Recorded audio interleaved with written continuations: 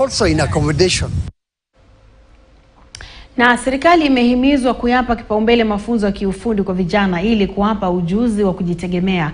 Akizungumza mtaani Kibera ambapo alikutana na vijana wapatao 2000 siku moja tu kabla ya siku ya kimataifa ya vijana, mwasisi wa afisa mkuu wa shirika la Shining Hope for Communities Shofco, Kennedy Odede, amesema kwamba vijana wanastahili kupewa ujuzi ili kukabiliana na matatizo ya ukosefu wa ajira kwa vijana. Kenya ina takriban idadi ya watu milioni 50 huku asilimia 80 wakiwa watu ambao wako chini ya umri wa miaka 35. Almost a high percentage of people are the youth.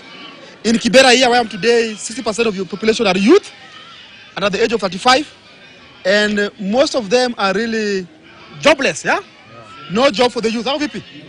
Yeah, and the youth are also into drugs. So I think tomorrow is a day for us to reflect, government, politicians, organization, to see how we can listen to the youth. The youth are talented. The youth can create their own jobs.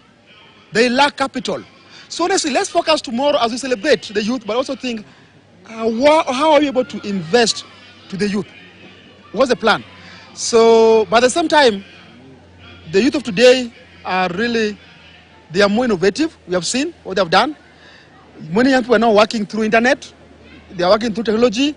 They are trying to create their own opportunities, but they lack resources.